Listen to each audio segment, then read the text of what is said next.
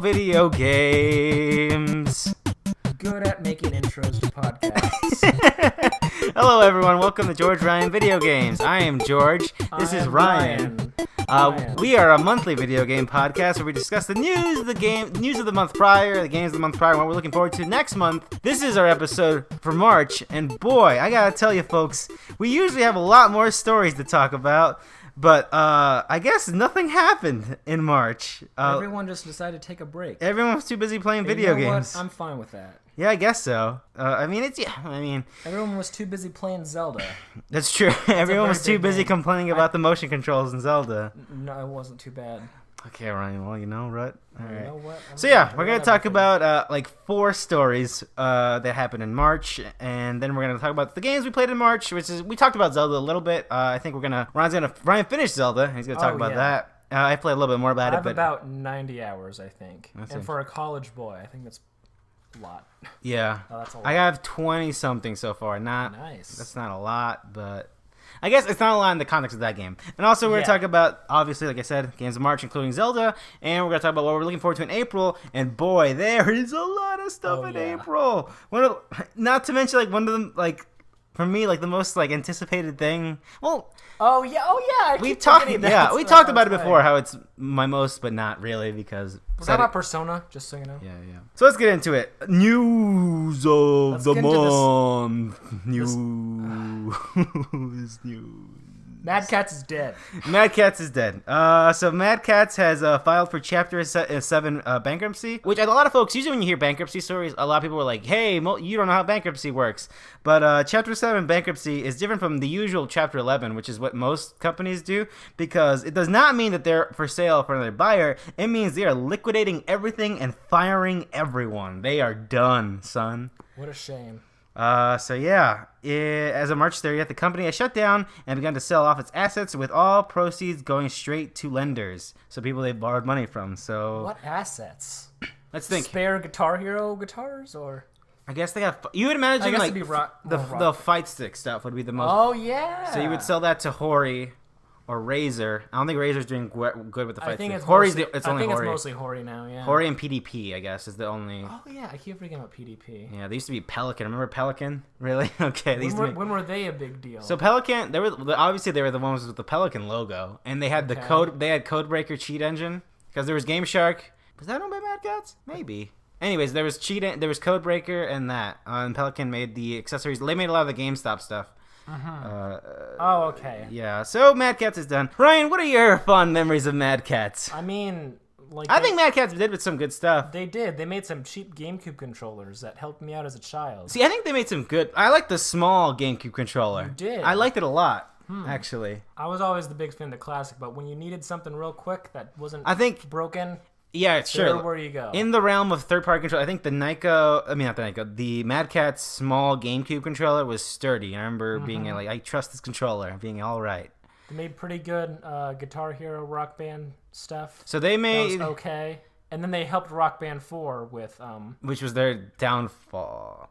Well, actually, we could talk about the state of Harmonix in this news story. But we'll get into that. Actually, let's get into it now. So yes, the downfall of Mad Catz appears to be that they placed their bets on Rock Band 4. And Rock Band 4 underperformed. And so did Guitar Hero Live. That underperformed as well. We talked about it last month that they were, like, out of nowhere, Freestyle Games was sold off to Ubisoft, who worked on Guitar Hero Live, which is fascinating. The interesting thing about Rock Band not doing well from Mad Catz is that there is a story that went along that originally Harmonix pitched Mad Catz on the idea of Guitar Hero when they started on Guitar Hero, and they passed on it, and they always regretted that. And so now come around, it was after, because MTV and EA used to own Harmonix, and then they sold them. And I remember they wanted to sell them for like pennies on the dollar. And then they published Rock Band 3. Once the EA split broke off, they're like, okay, you guys still want to sell Rock Band 3, so we will publish the digital copies and support any other DLC.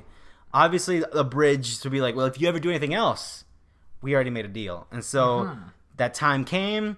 Everyone was so excited. Remember? Like, rhythm games, we're back. They really screwed each other over I guess. Like unintentionally. Like, it's interesting. If just one of them came back, that would have been cool, but they both came back, and that was But you think that's what it was? I don't know what it was. Like, what was it? Like, do people not want? People, like, I don't think are into that anymore for the most part, and then the people who were kind of split. I guess so. And it's also, maybe, like, it's a niche thing. Mm-hmm. Now, like, the party game is, like, Jackbox, right? Sure. Fucking stuff that doesn't require peripherals. Is Just Dance still a thing? They still make them, so I guess. And that works because you have their phones now. Now they use it by the phone. So anyone, like, any amount of people can join in, which is super... I was actually thinking of picking up a copy of Just Dance for PS4 because I got my Move controller here. Oh, snap. I wonder what's better in motion, my phone or Move controller, actually. It's probably your phone. You think so? Yeah, I used it with the phone once, and it worked pretty good. But then my only other experience is with a Wiimote, and that's trash. So yeah, so let's talk about Harmonix, because obviously Rock Band 4 was the sort of thing that sunk Mad Catz, and they had to fire a bunch of people. I remember, like, a lot of the people who worked on, like, the fight stick stuff had to leave. But where is Harmonix now? Like, they made that wonderful VR game that everyone loved. Oh, yeah.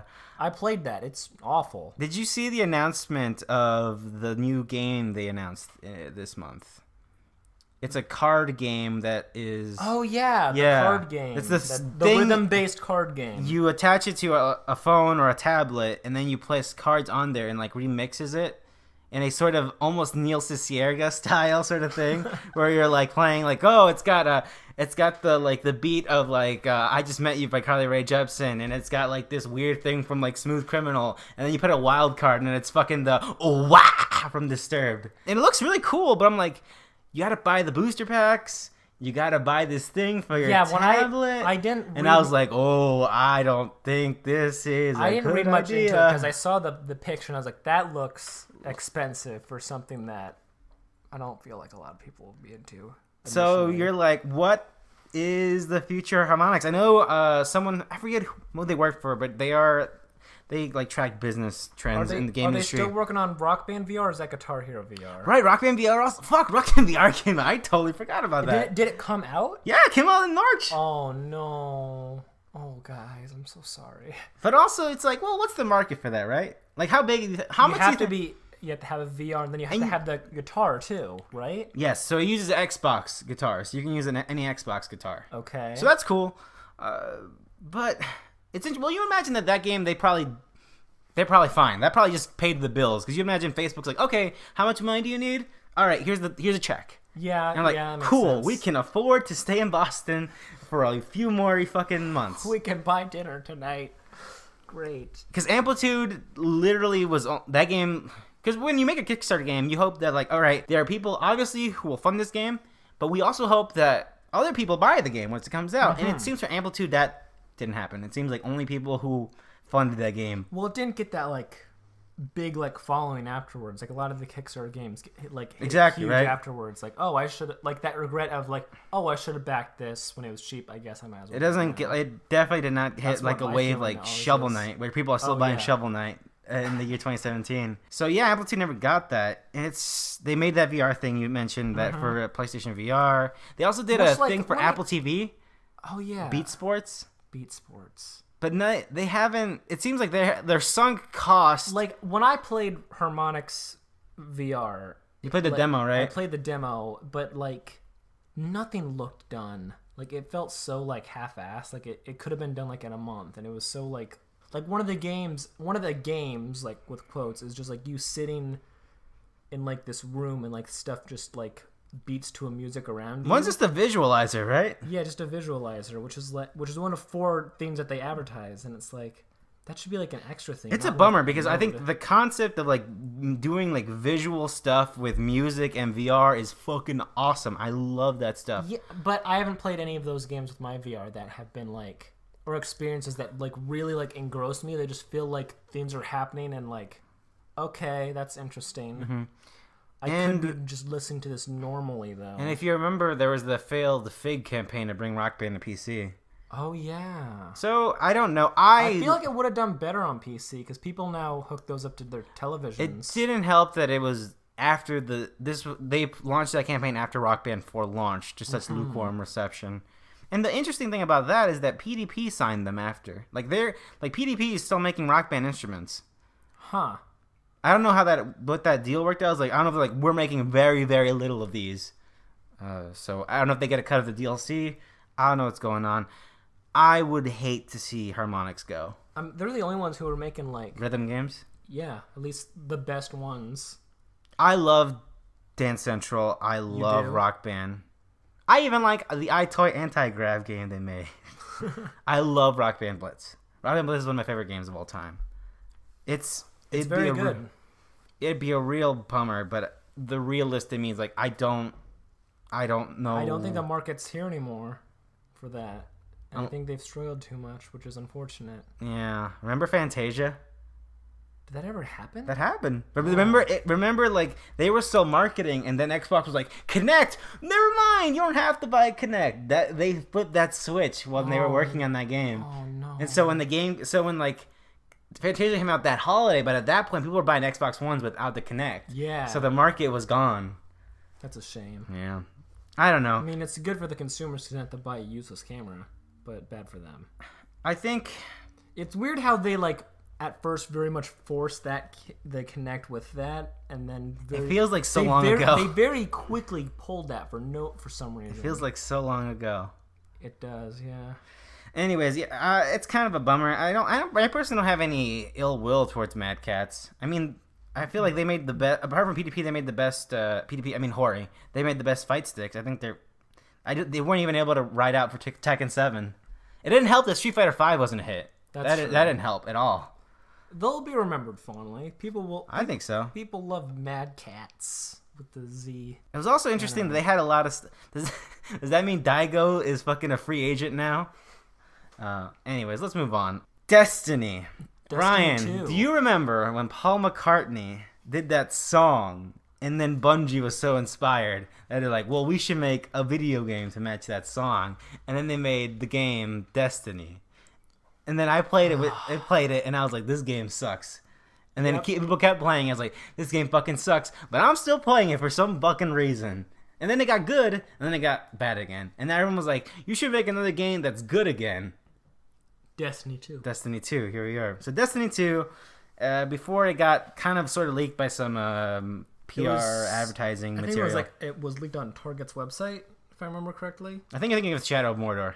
Oh, that might be it. Did that happen in March? I think Maybe. it did.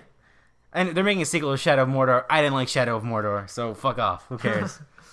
I think that game, especially after Zelda, is going to be... I don't know what the fuck you guys are thinking. Anyways, whatever. Destiny 2. So it's coming to PlayStation 4, Xbox One, and PC on September 8th. People are real happy about that PC thing. That logo sucks ass. It's a terrible logo. That's their box art too, right? The thing they released. Yeah, everyone was terrible box art. It's really awful. bad. It's really bad. It has no sense of nothing of what Destiny is, dude. That game, listen, Destiny, what they put together is it's fine. It's right? fine, but if you read the Grimoire, and I understand if you don't read the Grimoire, which was the little cards that had actual story in your mobile app, because they couldn't fit the story into the game because it was shambles to the development. Okay. There's a rich lore and about aliens and about humans and the way they sort of try to survive. But what if we just put a huge 2 on the box? A comically oversized 2 on the box. And what if we just fucking took off all the color? And what if for the special edition it's just a guy in his beard and he's all like, I'm gonna fuck shit up.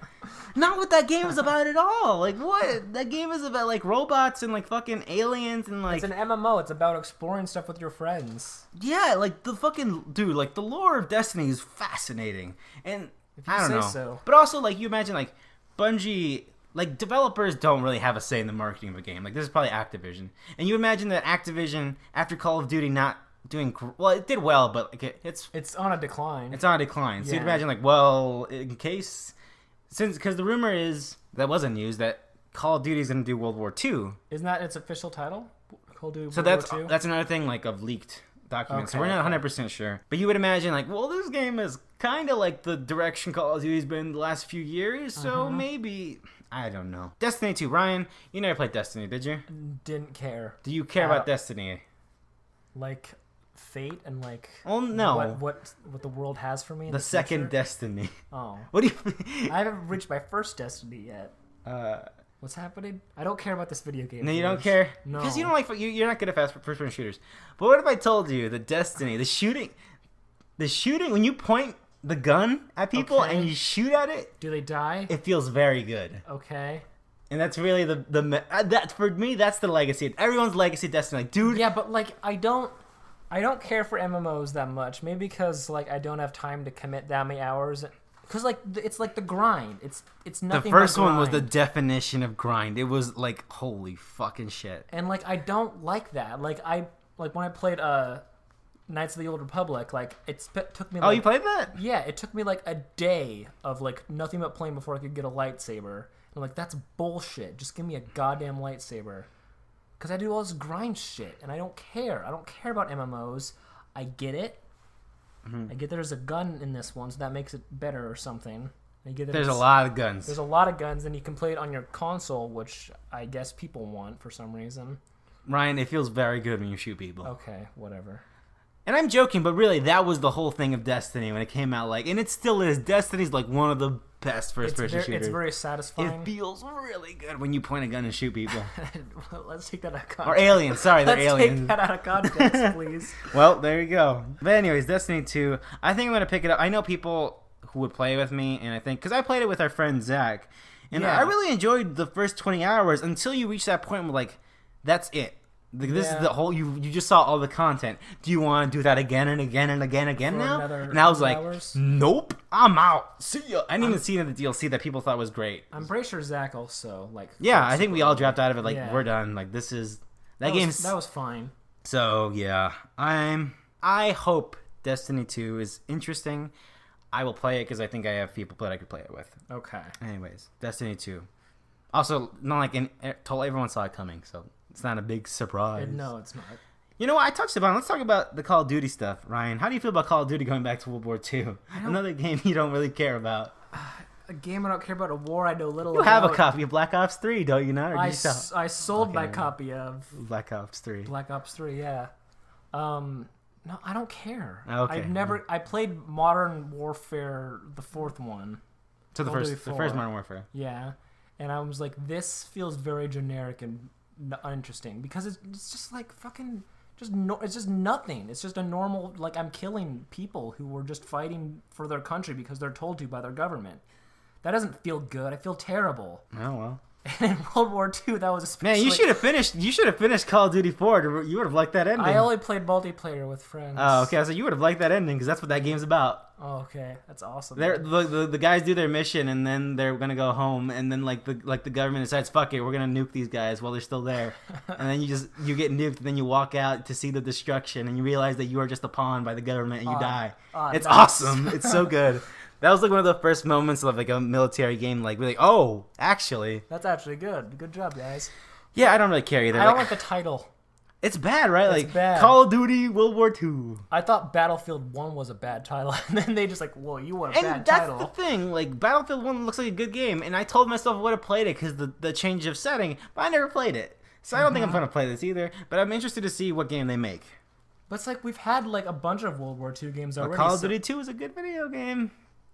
But how is this going to differentiate itself from other World War II video games? Because I feel like that's like one of the most popular ones. The to fact go that it's after. been years since there has been one. I guess so, but still. I think that's really it, right? But also, like, don't people like mechs still? Wasn't that the thing? People won't like to get in a big old mech and then shoot stuff with a big old gun instead of like a gun that you have to. see, the problem with Call of takes Duty is 5 that they minutes to never load. committed to it.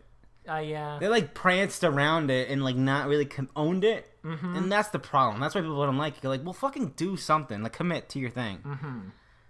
I think that was the issue. Like, because it's still, yeah, I don't know. And plus, like Call of Duty is so like inconsistent. Every year, it's a vastly different thing, but still like the core stuff is the same. So it just feels like a weird coat of paint. And this over is the team something. that made Advanced Warfare. Yes, Was that one good? it's weird. That's the one where a lot of people are like, that was the last great one. That's the one with Kevin Spacey. Oh. That's the one where like they like started to really push the future stuff. And I now don't they're know. going back to the past. I guess there's the director who made he was either the director on Dead Space 1 or heavily involved with Dead Space 1.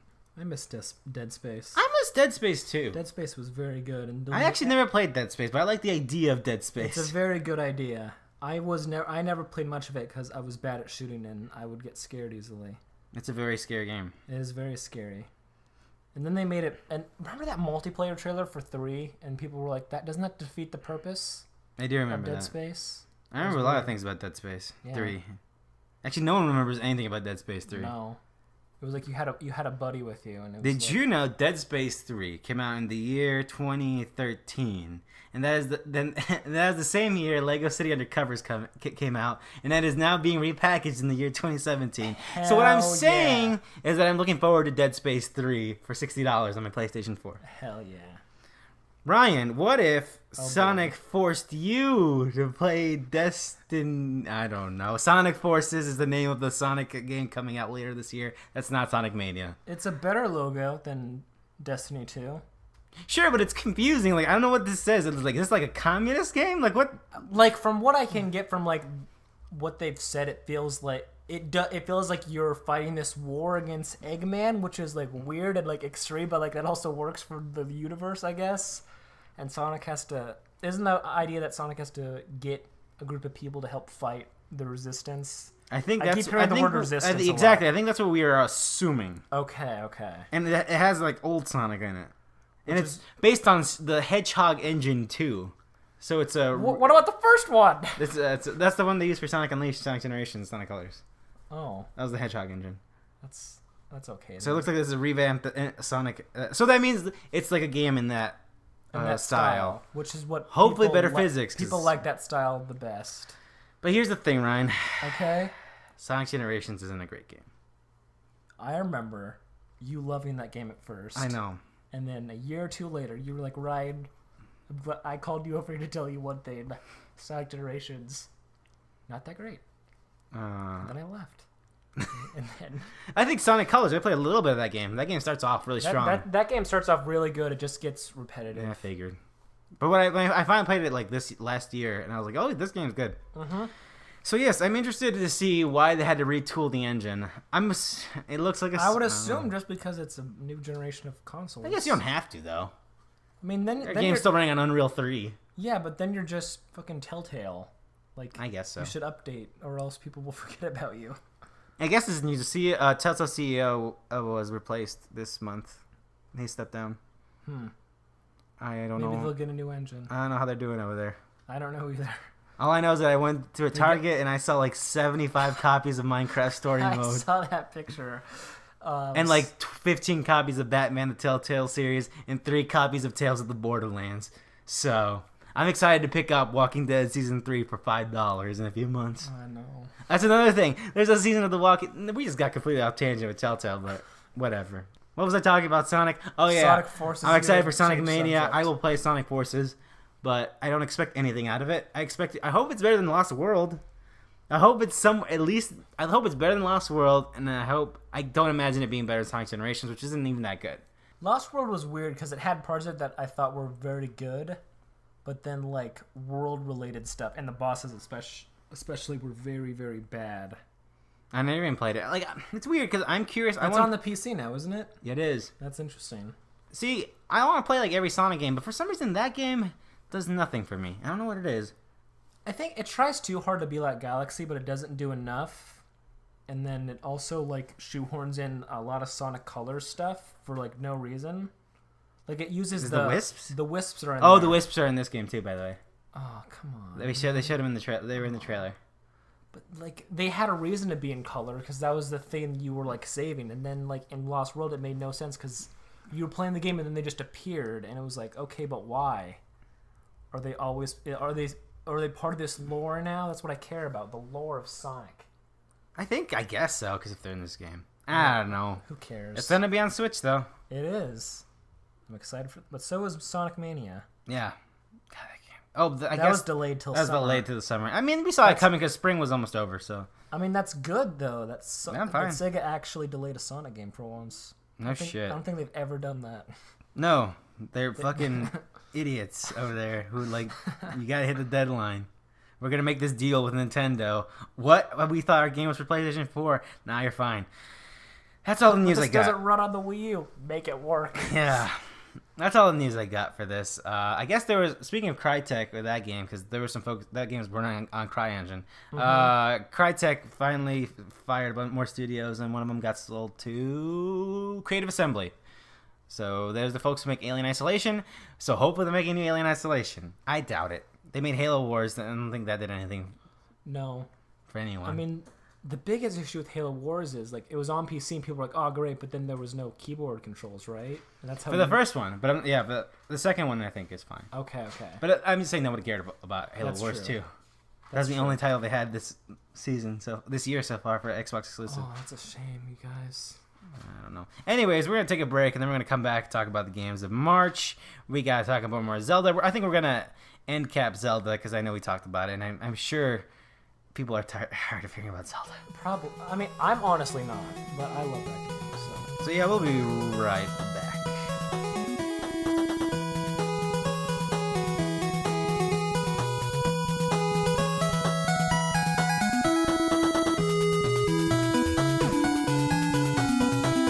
We're back. March. That's the month that just happened. There were games that came out in March. Well, we usually I love my favorite thing about this podcast is that the month before we talk about the games that are coming out, and we play like 3 or 2 from that list maybe. There's too many games. Like we didn't play Mass Effect, which is apparently not great. We didn't play the Ghost Recon Cocaine Mountain. I didn't mind skipping that, to be honest with you. I'm going to miss not seeing that game at E3. I really liked making fun of that fucking dumb video game. They're gonna make more Ghost Recon Cocaine. games. I don't think that game did well, by the way. Because no one bought anything this month. People seem to either play Zelda, Nier, or the people who couldn't cancel their pre-orders. I think the Mass critique, Effect. the Cocaine Mountain, I'm glad Cocaine Mountain existed, one, because of the E3 stuff, and because of the critique were actually pretty fascinating about that game. Anyways, let's get into games of the March we did play. Ryan, Splatoon had a beta. Splatoon 2, Global Testfire. 2. The second Testfire. Exactly. And once again, I was like, I don't remember how that beta worked. And then I saw the times for it. I was like, oh yeah that's how it worked. It was an hour for each play session.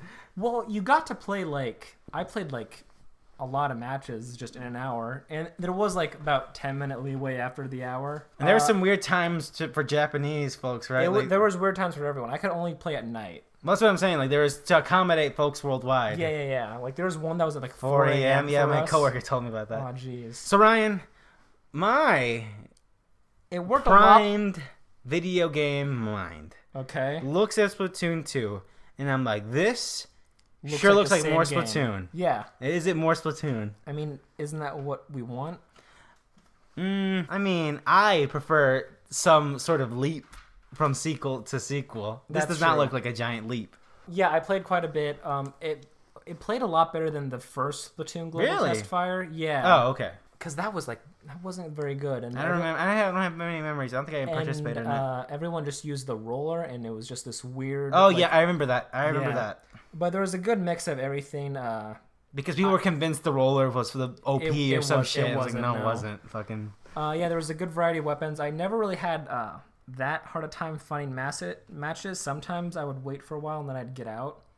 My biggest issue is they took away the little mini game you would play on your gamepad. Right. That's not on the screen anymore. You just wait, and I forgot how boring it is because you usually have something to distract yourself.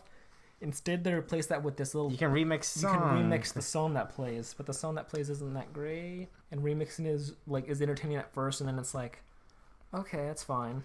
But onto the gameplay of Splatoon 2, it's mostly the same. I have one big question. One big question, okay. So the gamepad in the original, it had the map on there, so you could jump to these certain points. Mm-hmm. And now it's replaced with a button, and then that pops up the button. map, and then you can jump there. Yes. How is that? It was really confusing at first, because even though I hadn't played Splatoon in a year, I was so used to the old control scheme where, so previously X was the jump button, and I kept pressing that, every time I played, I would press it at least a few times during the match, press it expecting to jump, and then the map would show up. The map doesn't show up briefly as you hold it, it's just on there, and it covers up the whole screen, so you have to press it again to make it go. I would get mixed up or get close to dying just because I pressed the map instead of the jump, which is weird. I don't know. I don't love it. Having it on the gamepad is definitely easier, but I don't see any other way they would. Yeah, I don't either. But that was the main thing that I had a question about. Mm-hmm. I mean, it worked. It wasn't bad. It was just strange. I feel like it could be mapped to a different button. Like, L doesn't do anything, and I feel like L would be better than that, just because your hands are always on it. Also, do not play this game with the Joy-Cons, just the Joy-Cons, or the Joy-Con grip. It is so uncomfortable. Like, I can play Zelda, like, for hours in that play style, like, no problem, but just playing, like, a match of Splatoon is, like, weirdly tiring. And I think that's just because of, like, how you're... like the methods of which you're playing the game. It's really weird, but I'll definitely be picking up a Pro Controller for Splatoon because it was not very. Is it motion only for this beta? There was a settings menu, but I didn't mess fuck with around with it. Okay. Yeah, because I'm used to playing with motion Me controls. too. Especially in Splatoon. I know a lot of people prefer the analog, but I think motion is the competitive way to play, right? Isn't it? I believe so. Yeah. Because it's the fast. It's faster than the analog. Yeah. stick. And like with Splatoon, since you're not, It's like the closest thing to a mouse. Since the objective isn't just to kill, it's to Yeah. recover ground. Like being able to quickly like move around is like the easiest way to do that. So like, why would I not use motion controllers? It's so easy. I don't know what else to say. There was only 2 maps. I liked them both. There's a new cat. There is a new cat. He's a very cute cat. Oh, there's a new weapon thing. There is a new weapon. The little splat dualies. How is that? I heard it was great. It was pretty good. Okay. More than like you'd expect. The The difference is like with the weapons is now like they all have different ultimates. Mm-hmm. So all the ultimates are now different, which is definitely a cool people change. told me that the weird thing, like those matter a lot more now. They do matter a lot more now because they feel less powerful in like a weird way, but they all like feel a lot more unique than just like, oh, big blast of ink, like an ink bomb or something like that. They all like have this weird mix of them. Like there's one where you can super jump to like a teammate and then like splash down with a lot of ink. There's one where you like start hovering and you can like bazooka ink from people. There's this sniper that can like shoot like this kamehameha like wave like goes through objects. So I think in that regard it's enough of like a different change to make it feel different in like that one aspect, because when you're definitely when you're playing the game you definitely feel that difference more than you would if you were just like watching it.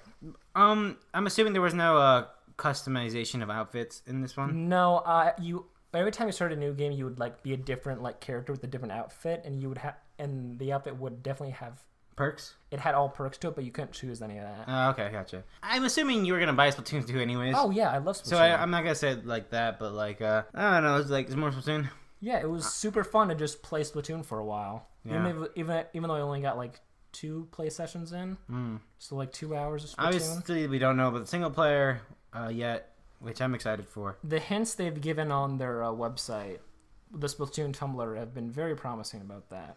Website, we don't know about the customization stuff. We don't know about the amiibo stuff. What they do for this. We know it is using the old amiibos, from what I understand, and customization-wise, they fixed the whole like item re-rolling thing. So before, if there was a hat that had like 2 good items and like 2 good perks and like 1 shitty perk, you had to re-roll all 3 of them. But I believe now you can just re-roll 1 of like the shitty perks, and people are super happy about that, understandably. Because now you can like really get decked out with good stuff. Now. I'm interested to see what that final release is. What's content's in there, and I assume because the first Splatoon had a great like after like a post-launch. Roadmap. So I hope this has a whole year. It was awesome. I hope this has that too. Oh, they definitely will. That's what kept everyone like playing. That's what kept it exciting and interesting. And those Splatfest things they have. Fuck, I forgot about Splatfest. They were so cool. I feel like Splatoon 2, coming from someone from the Wii U, it's just more. Yeah. But I can see like if you're like most people didn't own a Wii U, you'd be really excited about Splatoon 2. Yeah. For me, I'm just like I think that's what they're really looking for. I think so too. I feel like didn't Splatoon have a really good attach rate for the Wii? I think so. Yeah, it was that in Mario Kart. Yeah. So, like, pretty much everyone who owned a Wii U is going to get Splatoon 2, I feel. And they'll just be like, yeah, this is more of it, but that's fine. Yeah, it's all fine. And I'm sure people who never played it will get really into it. Oh, yeah. Like, my biggest thing is I'll be able to play on, like, a better controller once I buy the $70. Which also has motion, unlike the Wii U one. Yeah. I don't think you could even use that for... No, you couldn't. You could only use the gamepad. You're right. No, you couldn't. You're right. Because they really thought the fucking jumpy thing was essential to it. Man, I really am gonna miss that because that also told you like second by second how the field was going. Yeah, exactly. I mean, this map does that, it just covers your screen and it's weird. But I don't know how you fix that. So I think, for one thing, I want it to be remapped to a different button. I want it to be L instead of X because I hit it too often. For me, Splatoon was like I think my favorite Wii. Also, like I like for some reason with Splatoon, the feel of that thing worked for me. Oh yeah, it's awesome. And like you mentioned, it doesn't feel great with it being attached to just the Joy-Cons. Mm-hmm. So I don't know. Splatoon 2, it doesn't seem like a lot to get me to buy a Switch though. It just looks like Splatoon. I mean, I'm excited to play. If you it have a Switch, I feel like it's a game that you should definitely pick up though. I mean, yeah. Anyways, and I think it's it's definitely gonna sell some Switches in the summer. I feel because there's a lot of Splatoon fans. Definitely. Like, people who don't have it now, who like played it like on Wii U, I feel like they'll jump on board. This is a good excuse. Yeah. Anyways, Ryan. So that comes out summer. Yeah, no date yet, I'm thinking July probably. I guess I don't know. I feel like. I feel like they want one to be late summer because before E3. So you think after E3? I'm thinking like after E3. Probably. Because like the rumor for ARMS is supposed to be June, which is weird for me. Which would be E3. I could see that. Yeah, maybe. I mean, it's technical. They released some more stuff about spring. Spring Man. They released more info on that game, which was just like here's more characters. Yeah, which looks dumb. Fine. I don't know. Everyone I've seen who's played it have been like, yeah, this is actually awesome. Same here. Like my editor who I read was like, yeah, the game works. Like he played it at PAX. Like, yep, the game works. It works fine. So that's interesting. So I definitely want to like rent it maybe, or if there's like a demo, I'll definitely pick that up. But I don't know about ARMS yet. I would love to see if there's a competitive thing for that. I would love it if that the sounds competitive fascinating. scene just got wiped out with Splatoon and ARMS. That sounds fast. ARMS specifically because it's such a weird thing, motion control thing. Anyways, let's talk about this stuff. Let's talk about Nier. Holy fucking shit, Ryan. Tell me about Nier. I'm super into this. What do you want to know, first of all? So Nier is a sequel to the first Nier that came out around 2011 or 2012. It is a Square Enix published game. The first game was a traditional, I guess, semi-traditional RPG mixed with an action RPG that was kind of rough. But the story stuff was really fascinating. And also here in America, we only got one copy of the game. In Japan, there was sort of like a Pokemon black and white sort of thing. Like there was Nier Replicant and Nier Gestalt. Yeah, one of them you play as an old man who's trying to find his daughter, and the other one was the kid who was trying to find his sister. Interesting. And we got the old man who's trying to find his daughter. He was not an anime boy. And somehow, I still don't get it, but somehow here we are, and we got a sequel to that. Yeah. To that game. And Ryan, we live in a world where that fucking Nier game that bombed, that didn't sell well at all, got a sequel. But here is The World Ends With You, very successful game, never got a sequel. They keep fucking teasing it though. Because it's fucking Nomura. He fucking doesn't give a fuck about anything. Sure, I thought about it today. They put up they put up like a month-long teaser on their website that led to a fucking iPhone release, and that pissed me off so much. But anyways, here we are with Nier Automata. It is a collaboration between Square Enix. Pretty much the collaboration is Platinum Games is developing it, and Square Enix is offering the creative people, specifically Yoko Taro, who is the director of the original Nier. And what we have here is this fucking awesome, tight-ass Platinum action game that gets some really good fucking philosophical stuff of what it means to be human, what it means to what the future of AI could mean, what does it actually mean what does it mean for AI in a future where we develop them to look like us? What if they start to wonder, maybe humans aren't the best thing in the world? Maybe they're actually incredibly flawed things who think they are better than they actually are. Like Austin Walker of Waypoint said it best. He was all like, we think of humans because we're like, oh, we're critical thinkers, we're philosophers, but really we're just in the dirt fucking. That's really what you're fucking doing. And Nier is this awesome game that like tackles this stuff by having like that tight, fast, dynamic Platinum stuff. That at one point is this up-close Bayonetta-style game, and then all of a sudden is a shmup. You're flying and you're like shooting shit and like dodging bullets and like matching colors and stuff. With a fantastic orchestra like soundtrack with this choir that's like fucking yelling these like demonic and angelic fucking hymns. And it's so fucking tight as hell, and it's so obtuse at the same time. Like, you have to beat this game 5 times. There's 5 main endings and 20 side endings. And you don't get everything of the game unless you beat those 5 endings. But those 5 endings switch the game in a way. I've only played 8 hours, but the way it's been explained to me, like, literally switch everything about the game. You're not just playing through the same stuff again. You are seeing it in a way that you didn't see it before. How long does it take you to get through, like, one playthrough? One playthrough is like 8 hours. Oh, okay. And, like, then, like, the second playthrough is about 8 hours. The third one's a little bit less. And then, like, it gets lower. Okay. Because I'm assuming, like, yeah. And plus, like, you know what you're doing after a few playthroughs, Yes. yeah. Man, I'm only 8 hours, but fuck, dude. Like, the stuff you see, like it's so inspired, and it feels like this game should not exist because of how fucking good it is. We don't deserve something this good. Like, it's so great. Man. And the thing is, like, it'd be one thing if this game approached those questions, right? Those philosophical questions of, like, AI and what it means to be human, whatever the hell. And for normally video games just fall flat on their face when they're doing those stuff, especially when you're at the AAA level. But no, dude, this game fucking nails it. Like, you go to this fucking... I played this section of the game where we're trying to clear out the robots. So in this game, it takes place years after the first Nier, and you're playing as this robot called 2B and her pal, whatever the hell. They are androids made by humans. In this game, humans had to go to the moon because this alien species came over to Earth and pretty much fucked shit up with their robots. Their robots are more like these sort of Tinker Toys. They're like weird robots, like bah, bah, bah, I'm a robot, bah, bah, bah, and ours are like made to look like humans. And they like kind of like critical thinking skills and stuff.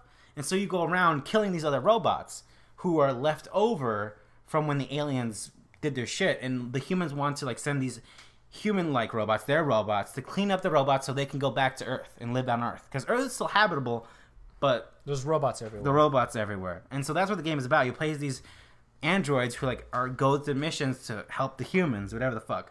And so you find...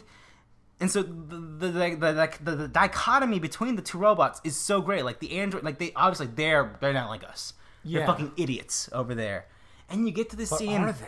Exactly. You see this scene, like, you go hunt this specific robot. He's very troublesome. He's like, why? And he keeps, like, fucking, like, running away. And then, like, you see, like, his friends come to defend him. And he's like, no, death everywhere. Please stay away, or whatever the fuck. And then you get to this fucking... Spoilers for this moment. You finally find him, right? And you find this place where, like, the robots are, like, having sex and stuff. Like, these... But they're like little Tinker Toys. So they're just, like, clanging against each other. But they're, like... saying stuff and like human shit, right? And then like, and stuff happens and you just kill them all. Oh god, it's so fucking good, man. And also, you've had a lot of like great out of context quotes. Oh man, today. it's so great. good. And also, man, so that's Nier. Nier is very good. I'm only 8 hours in, so I can't say too much. But it's very hype, dude. It's so good. This sounds like top platinum. Absolutely, tier. I would imagine this is the Bayonetta team. I would imagine. What so. I will say is it the same director as Bayonetta? No, it wasn't Hideki, right? Bayonetta 2 wasn't Kamiya, right? I thought it was still. No, because he was doing Scale Down at that point. Oh. Yeah. So this couldn't be him then because he was working on Scale Down. Okay. Unless that team was the A team went to Scale Down. I don't know. I'm pretty sure they had their A team. I honestly have no idea what the fuck's going on at Platinum at this point. They released a good ass game. That's what they did. And that's the weird thing. It seems like the people who like this game are like fucking yelling from the rooftops, play fucking Nier. I know Patrick Klepek, who works at Waypoint, who's like, he played it and he wasn't expecting anything. He's like, this is one of my favorite video games of all fucking time. And he, like, every time he's like, play fucking Nier, you fucking idiots. It's such a good-ass video game. And the thing that I keep thinking about this, and everyone's thinking about it, David Cage is a person who makes video games like Heavy Rain and Beyond Two Souls, and he wants to so hard to approach these ideas, right, of philosophical ideas of what it means to be human and the drama of everyday life and all this shit, and he always fucking kind of falls flat on his fucking face. Yeah. Like, his stuff is never that... Even though that's the focus of it. Right. He tries so hard. And so when people were like, he's making a game about robots and what it means to be human and about classism. Yeah, it's like Detroit 2 Human, right? Yes, exactly. It's a game about a Detroit that rose up and like found a place in our society to be this thriving Silicon Valley-esque thing. And everyone was like, dude, man, I don't trust you at all to take on classism, race, maybe a little race in there, and AI stuff. And so now you have this game. It's like, motherfucker, bitch, retire, because you cannot even touch this stuff. Like, I keep thinking about Detroit in the context of this game. It's like, man, you're not even on that fucking level. This. Man. Anyways, Nier's good. I definitely want to pick up Nier because I love Platinum. I need more excuses to play their games. Because Bayonetta is amazing. And I don't think I've played much else from them. You didn't play the fucking Ninja Turtles game? No, I did not. Although, that was the team that worked on Okami when they were at Capcom, right? At least it was the main guy, right? What? Okami. Oh, right, yeah. Clover Studio, who made that, and Beautiful Joe became Platinum after... I don't know what happened there, but... Okami is a perfect video game. I haven't played that. It's so good. It's a good Zelda game, people tell me. It's a good Zelda game. Anyways, that's Nier. Ryan, before we get into Zelda, you played Night in the Woods. I did. After hearing you talk about it, I looked up some gameplay of it when I was bored at work, and I was like, you know what? I need to play this. And my God, do I love this game. Yeah, so what is your perspective on it? Obviously, I've talked to death about this game. I mean, I spoke about it briefly, but I'm also a small-town boy. I've spent more time here in the big city of Omaha, but, you know, the wonderful city. Everyone loves it. So many STDs and high teenage pregnancy rate. That's what we got? That sort of thing here? Awesome. A lot of homeless now as well. Yeah, I've noticed that. Yeah. Great town. Yeah. But yeah, I'm from a small town. I go back there like once a year or so. And like that feeling of like going back to a place that feels so small and contained, like feels like it's always been stuck in this time, but yet you go back there and yet it feels so different at the same, like also it's so unique. And like May's perspective on that and her like discussing of like how things are changing and how she hasn't changed like in her experiences in going in college, like I relate to that a lot. And also she's not like the best person, like she's a good person at heart, but she doesn't really understand what people are going through. Which like is another thing that like makes her a better relatable character. Like she's not perfect. She's not perfect. That's what it is. She does a lot of stupid stuff, but you get it because you like her character still, so you don't mind when she, you know, robs a convenience store or something crazy. But right now, what was the last thing I did? You said you finally saw the occult stuff in that. The occult stuff. I think the last thing I did was she did her monologue on shapes. Do you remember this? They were just shapes. Oh yes. So yes, you're pretty far. You're far. I loved that. I didn't get it. Well, like it's that perspective of like from what I got is like she was very lonely in high school and she would play these games, and from what I understood, one day there was something like wrong in the game and she realized that everything that she loved, which was this game, wasn't real, and this experience and connection that she had with these characters in this game were not real, and that broke her inside. Oh, gotcha. Okay, which is something I can definitely relate to as a sad boy who played a lot of video games growing up. I get it. So that experience of like having of like realizing that this thing that you're so connected to isn't real, and also what it gives her that idea of like, well, what really is real? Am I real? Which, you know, it's what actually is real is like I'm going to college and I don't know what the fuck I'm doing here. I'm just here because my parents told me I should go. I'm not sure what I'm doing, and oh fuck, oh god, what's happening? Yeah, and then that causes her to have her breakdown, which is how she, you know, almost kills a guy. Right. And like it starts like that whole violent tendency of hers. I believe that's what starts it. That seems like that. I've kind of been. I go back and forth between like rushing between like main stuff and like taking my time in the city. I want to play it again and just like what? Right, because you can't. It's impossible to see everything in one playthrough. What do you feel about the game? Because I think a lot of people. I was talking to someone about this today. Like, I think that game I walked into. That game is a long, meaty game. Like it's an 8-hour game. Like, how did you feel about that? Like, the pacing go well? Because I had problems with the dream sequences. I'm not a huge fan of them. They're a little I feel like obtuse, just because her jumping doesn't always work the way you expect it to, which is, I mean, it's fine. It's a good feeling game. I think the animation is especially good. Yeah, the animation is beautiful. I don't love the dream. I love the ideas the dream scenes have, but playing them is less than great. Yeah, I think so too. Also doing like platforming stuff in the city where you gotta like go on the tight ropes or no, they're not tight ropes. I'm thinking about Super Mario Sunshine. Electrical cords. Yeah. That's not always really super fun. I mean, it's annoying, but like the first time you do it, I like the animation. I think that's all I like. The animation's great, but like when you have to like keep going up to like feed the rats and stuff like that. Never met the rats, but yeah, I know what you're talking about. Oh man, I like the rats. They're so cute. Yeah, just having to keep doing that just feels so like time consuming. Just because you can mess up pretty easily or something that doesn't always feel like your fault, which like it probably is my fault. I don't know. It's not. I have a Steam controller. It's not easy to play on that. I'm really regretting the Steam controller. The buttons are so small. They're so small. Does the PS4 not connect easily to it? Oh fuck! I could try that, couldn't I? Oh damn. So yeah, you're like an hour left until the end. Well, that's a shame. Whatever. All right, Ryan. So let's. I love it. I can connect to May a lot as a character. Also, B is probably pretty great. Beatrice. I'm gonna say this. I think Greg is all right. Greg's is all right. I don't think he rules per se. I like him as like a side friend, but I don't know why you would pick him as like, because the idea is like you're picking between the two, right? I guess sort of, yeah. I don't know why you would choose him as like your main friend, just because he doesn't feel as supportive. I would love to see people write and talk about why they like Greg, because I don't like Greg that much. I like him. I like him, but I don't love him. I don't. I feel like whenever I wouldn't say he rules. Whenever you like hang out with him, it's like fun at first, but then it goes extreme. Like I didn't do this, but like I saw a video of like him and May having like a knife fight.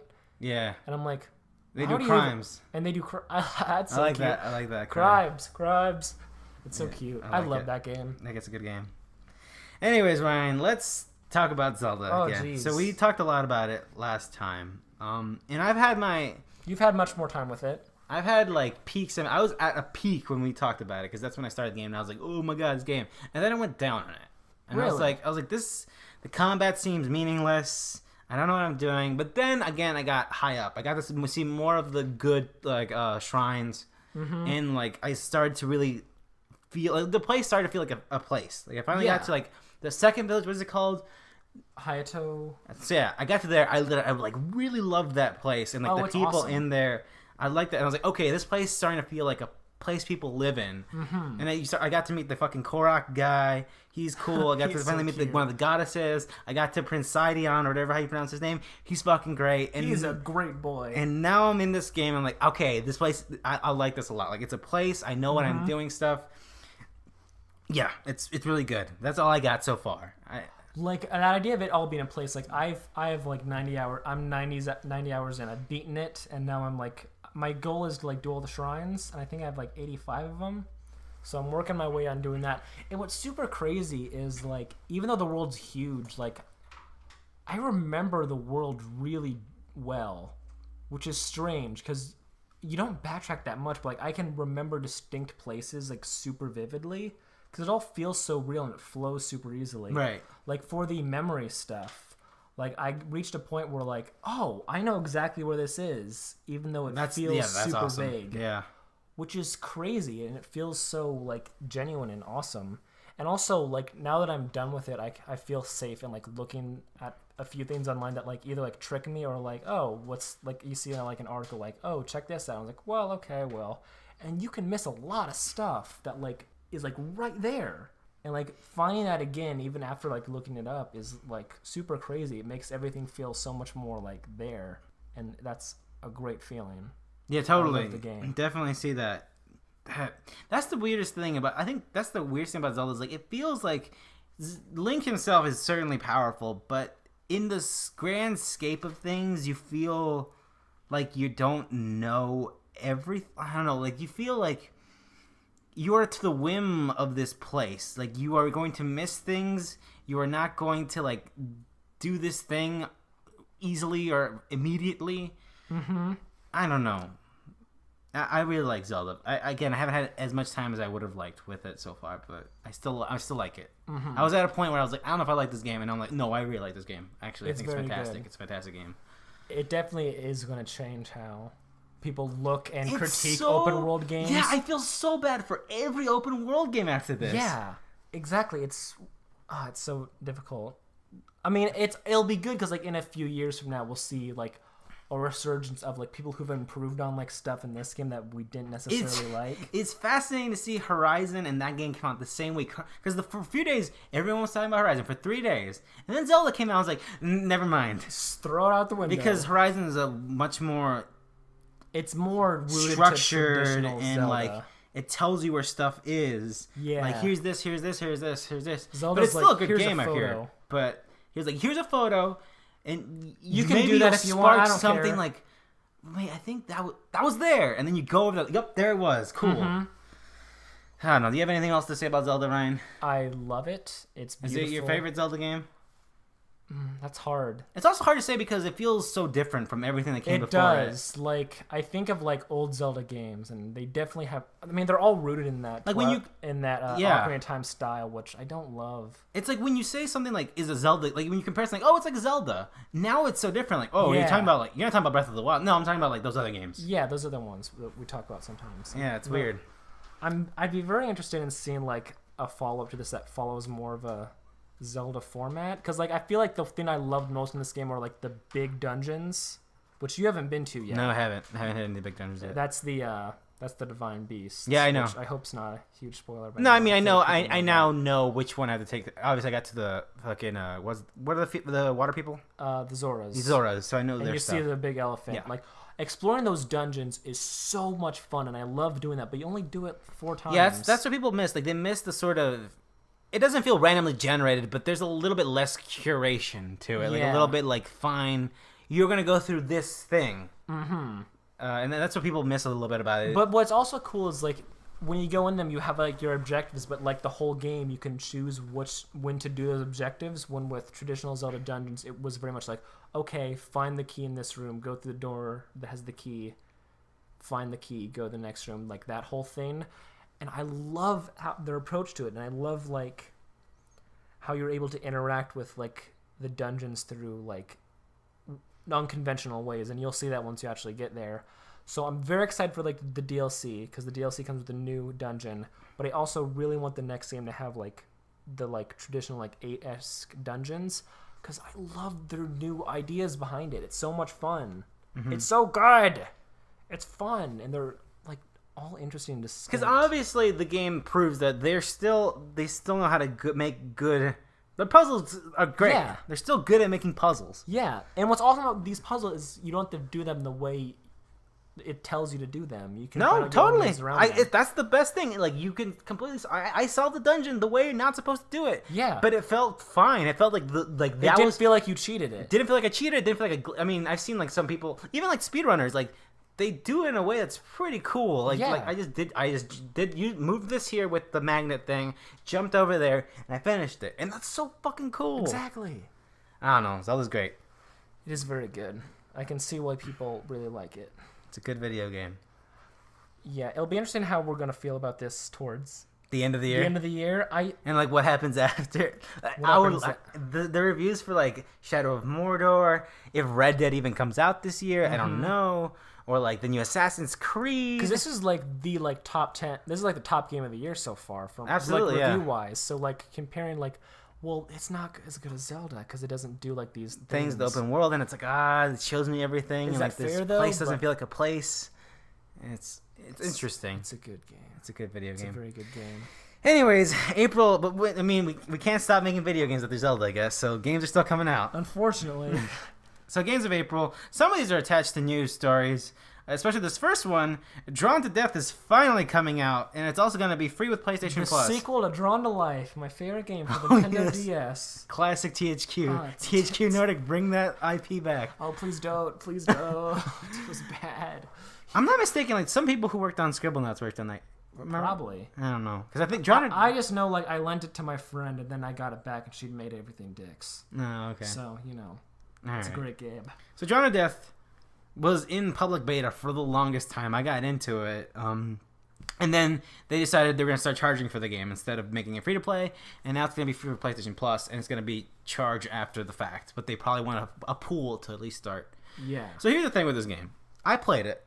How was it? I think this game feels great. It reminds me of Quake. It reminds me of those old 90s shooters. Not like a Call of Duty or a Battlefield. Like a classic. Yes. Like a Doom. But also, I don't know how I feel about the attitude, because it's very... I don't know, like, there are little hints and pieces that show, like, there is a story... Like, the maps tell a story. Like, there is an overarching narrative about this kid who... Like, the thing is, Drawn to Death is about this kid who draws drawings in his notebook, and he's, like, an angsty teenager or whatever, and then those drawings are the game. Like, he's, like, this cool cowboy guy, or this guy with this teddy bear mask who has a chainsaw or whatever the hell. And because of that, it feels very video game, very duty. But I think there's something else there. I'm not gonna. The aesthetic doesn't immediately really do anything for me. Like, it's a Dave Jaffe game. Like, it looks like Twisted Metal. It looks like God of War. That's not my thing personally. Like, it's very masculine, very testosterone built stuff. Not like, my the only thing he thing. did was like calling all cars, which was about cars, and that was fine. Like, it was just the cartoon cars. I don't know, but I think the gameplay is really good. I'm gonna play it. I'm interested. I mean, it's free for PS Plus. Yeah, which So you have. Do you have PS Plus? No. Okay, so I'm interested to see how this game does, because this is a weird thing with Sony tried to do free to play for a little bit, and it didn't work out well. And this is the last game there. And I think if it wasn't for David Jaffe, like, being an important person, I think this game, they would have probably killed this game. Because I'm sure there's a story to say David Jaffe, like, yo, we have to up and hustle to get this game out there because we think it's good. I don't know. Let's talk about a real game that people have been looking forward to. Yeah, since Lego City 2014. Undercover. Oh, damn. 2013, right? 2013. Oh, damn. The Ouya didn't come out at that point. I remember the Ouya was still hot in the news at that point. Ooh. Oh, no. Lego City. There was like a weird small like kerfuffle about this game for a second. Yeah, there was like a manufacturing error. So like, And the packaging said internet access required. So you had to download half the game, and there was only half the game in the From what cartridge. the idea was. Yeah. And then Warner Brothers put out later, like, no, it's all in the disc. It's all in the cartridge. You don't have to do that. That was that sparked from the fear that we heard that like these cartridges are are expensive to manufacture. Yeah. Which is why some physical games cost more than their other platform counterparts. Yeah. Like Rhyme specifically. That was the big one that started that whole controversy. Especially since like storage, people want. Yeah. Yeah. I think it was completely reasonable to be upset about it. Oh yeah, I get it. I would have totally fucking been upset about it. But yeah, it's fine. I guess it'll be on the cartridge. So if you want to play Lego City Undercover, on the go. It's also on the other systems. It's also too. on PS4 and Xbox One. From what I've seen, load times are significantly better. That's good. Because like the old load times, You told me it was bad. it was like a minute, even more, and now it's down to like 40. Because it's an open world ass game, right? It's Call of Duty. It's not Call of Duty. It's Grand Grand Theft Theft Auto. Yeah. Except Lego Man, which I feel like is a lot more appealing to me. But it's still a I Lego just game. don't like Lego. Yeah. It's the Lego game. So it's like it has two interesting things, but it's still a Lego game. But also, I mean, Switch games are coming out, so that's a thing. Yeah, that's awesome. Pay $50 for Lego City Undercover, baby. The one you already bought PaRappa the Rapper Remastered. is back. I'm fucking excited. I never played PaRappa the Rapper. It looks gorgeous. I wish there was a physical copy of it. Oh, And is I- that? No, it's digital. There's a Aw. physical in Japan, which got a dope ass Japanese cover. Oh, just import it. With I all that could. money you have. I could, yeah. But also, it's like, man, I want to play it, but there's just so much new stuff. This feels like a thing I'd buy at a flash sale or like a sale. Yeah, definitely. It doesn't seem like I need to buy it right now. But I'm glad it exists. And I guess they're also doing the other games separately, like because they announced Patapon and Loco Roco are also getting them, but I'm assuming they're not in this bundle, so or this thing. That's the thing. Persona 5. This is the big one for you. Yeah, And man. I don't think you'll have time to play it because of school. No, I'm actually. Because we're getting into finals at our college. Yeah, so I think I'm buying the collector's edition to have the collector's edition. I'm thinking of not opening it because I still have to finish Nier and I still gotta play more Zelda. I'm gonna try and not open it, but it's gonna Because suck. once you start Persona, I'm not going to see you for a few days. at Especially because least. that game, like all those games, the ramp up is really slow. Like it takes it takes hours. Like at least Persona 4 is at least 8 hours until you get into a dungeon. I've played Tokyo Mirage Session, so I've played a Persona game, right? And that game's also got quite a ramp up, if I remember. Yeah, it starts off real slow, Yeah. and then it really gets good. So yeah, Persona 5. I don't know what to say about it. It's a Persona game. It's good. Everyone says it's great. I mean, that'll be a good gift to you, like, you got done with this semester. I mean, I'm doing summer class, but summer classes are easier here, so.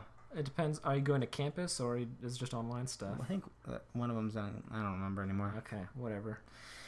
Anyways, They're fine. Switch game. Graceful Explosion Machine comes out. Ooh, I remember that game being pretty, and that's all I remember about that that's game. all I remember, too. That's the thing. It had yeah. a cool title. That's a very good. It still has a cool title. And it still looks pretty. Cosmic Star Heroine finally comes out. This is a RPG in the vein of Phantasy Star for the Sega Genesis. People are really excited. There's like people who are really excited about this, but I feel like it might get buried with how good games are right now. Yeah. That game looks like a high quality ass JRPG, indie JRPG, but I don't know how it's gonna do. Who's it being made by? I don't think the guy's ever done anything too significant before. Okay. But it's been in development, like it's been in PAX and stuff since 2012, so people have played it. Oh wow. Okay. So I think it's finally coming out. Yooka-Laylee comes out. That's what I'm excited for, and I won't be able to play it because I wanted to play it on a Nintendo system. You have to wait. Yeah. I'm interested to see how that game performs on a Switch. Yeah, I just want to know how it performs in general too, because I'm a little worried for it. I want to hit 60 on my PS4 Pro. Give me 60. Give me 60. Full Throttle Remastered comes out. It's another Double Fine game, remastered. Full Throttle. They're the kings of remastered. Double Fine. But there you go. There you go. You can play that. Guardians of the Galaxy, the Telltale series starts off. I don't give a what everyone fuck. wanted. I don't give a fuck. Does that mean Guardians isn't in April, right? No. No, Guardians is May 5th. Okay, cool. There you go. I mean that's good timing still. Yeah, a month before. You would imagine And then the you'd be able second to keep episode. playing, probably in May. May. Is that coming out for the Switch too, or is that Switch later? That's a great question, actually. Yeah. Ryan Vamp, how do you feel about how are you feeling about Guardians of the Galaxy 2? I know this isn't our movie podcast, but I'm excited for it. Ego the Living Planet's in there, a giant planet with a face. How could you not be excited for that? But then the issue with the video game, tying it back to the video game podcast, is will they have a giant planet with a face? I don't think they will. Did they even announce that it's coming to Switch? I believe so. I'm like, or maybe that was just a rumor or a leak thing. I don't know. Because wasn't Batman also supposed to come to the Switch? I am reading a story that says here, and see multiple reader pushing listings of Nintendo Switch version of Batman the Telltale series and Telltale's upcoming Guardians of the Galaxy. And that's all I got. But nothing confirmed. Okay. Do you think probably maybe later. once the season's done, I can see that? Maybe. I mean, that'd be good. Or maybe halfway through the season. Maybe. Because Minecraft came to Wii U, right? The Telltale game? Alright, so... Before original Minecraft came to the Wii U, which was weird. Anyways, Runbow gets a physical edition for your new 3DS. This is a new 3DS exclusive, I'm pretty sure. Yeah, it is. Who cares? I don't know. Next story.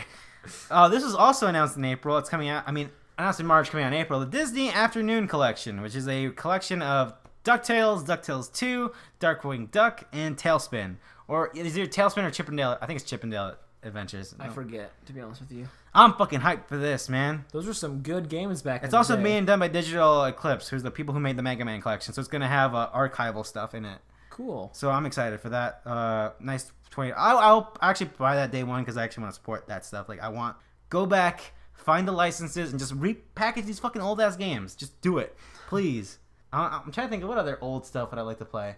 Find Jackie Chan. Okay. Jackie Chan Adventures. Or not Jackie Chan, Jackie Chan Action Kung Fu. Okay, because Jackie Chan Adventures was the TV show. Yeah, exactly. Granted, I would love that to come back. It was pretty dope. Yeah, it's a good. If I remember they had a video game for the Game Boy Advance. Anyways, Voodoo Vince Remastered comes out for the Xbox One. What? Do you remember Voodoo Vince? No. It was a 3D platformer for the original Xbox that Phil Spencer really loves. Like, it's one of his favorite first party games they've ever made. It's just a platformer, but it's very good. It's getting remastered. I think mostly because someone probably approached Phil and was like, "Hey, we know you really love this game. Can we remaster it?" It's like, okay, and cool. he was immediately probably like, yes. So I think that's how that worked out. Wonder Boy, The Dragon's Trap comes out from .emo. Are you familiar at all with the Wonder Girl Monster Boy games? No. They're mostly a Sega thing. Okay. They're very competent, very colorful, good platformers that have a terrible identity crisis because the publisher kept renaming them, and so no one really knows it. Oh. So you might have played one of those games. Was that back in the day where they did that a lot, like late 90s? This is one of the worst. The chronology for these games are fucking bananas. Because I know when they announced that Secret Mana collection, that's what I had to look up to. It was like all the best Secret Mana games, including Final Fantasy Adventure 2, Secret of Mana, sort of and like Legend of Mana. It's sort of like that, totally. Okay, cool. But yeah, it looks like a great 2D platformer. So you can actually. So what did they say? Was it like you can? Fuck, what was it? I think if you load up your cart, like the way you would restore a backup ROM of the Sega Genesis game, you can continue from that save. Like, you get save stuff for this game somehow, or whatever the fuck. That's weird. But, so yeah, that's a thing. Dragon Quest Heroes 2 comes out. Cool. No news about that. Switch 1 and 2, which I heard performs terribly. I heard that game is not Did great. that come out in Japan? In That Japan. came out in Japan already, right? Yeah, Okay. I heard the frame rate's not great on that one. So that's the thing. Well, Outlast 2 comes out. you and I don't care about this, do we?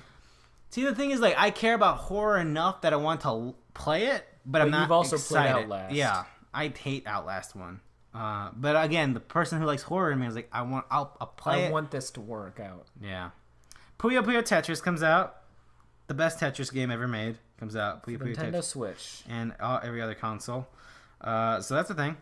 The game should come out. The game came out in 2013. You can play that now. That just came out in Japan. Yeah, back on in other stuff. 2013. Okay, yeah. I thought it came was out on Vita. I thought it came out on other stuff, and I thought this was just the Switch one. Okay. No, it's coming out for PS4, Xbox One, and Switch. Nice. Good for them. Royal Remains of Edith Finch, which is a game I want to play and get early access to, but it's so busy with school I might not be able to. This is the next game from the people who made the Unfinished Swan. This is the first game putting out by Annapurna Interactive. You might know them as the film studio who made films such as American Hustle and Zero Dark 30. They're doing video games now, and this is one of their first things. It looks really good. Good for them. Mario Kart 8. What's it called? Deluxe. Deluxe comes out the Switch. I'll probably get it, unfortunately. Okay. I feel bad. Like, that's mostly because, like, I could see myself, like, at lunch at work, and then, like, I could hand it to a coworker and we can play that. But also, Mario Kart... the way I justify Mario Kart 8 was 2014. I was like, that's quite a bit since I paid money for that. Bit, yeah. So I feel all right giving it. Did you get the DLC for it?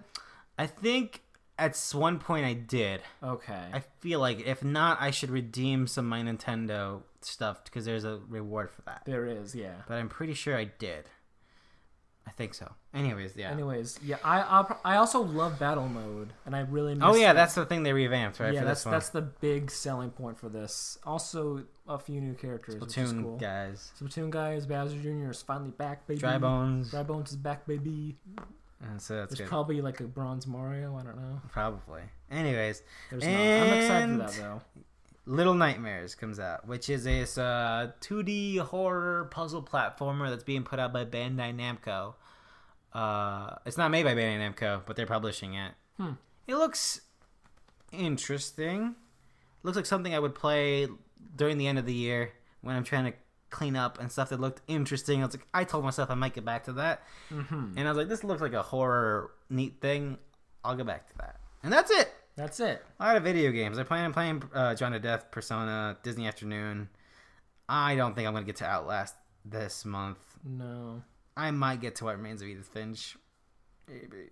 I mean, the one I'm most interested in is Yooka-Laylee, but I'm kind of glad I'll be able to see what it is on other stuff first, just because I'm worried about it. It's the same worry I have with any Kickstarter game. You're just like, maybe My Number 9 ruined that for me. You think that's what it is? That might be it, because like that looked very promising at first, and then like I wasn't super hyped, so I didn't stay with the news. And then like one day I saw it, I was like, what happened? That's not a good video game. It's not. Oh, it's not. So The Yooka-Laylee, there's still promise. It has that charm. I'm not gonna play it. But will that charm continue, or is that just part of the time? Is it just era? Is it just the era, the nostalgia, as they call it? Mm-hmm. Because those voices are very annoying to some people. Yeah,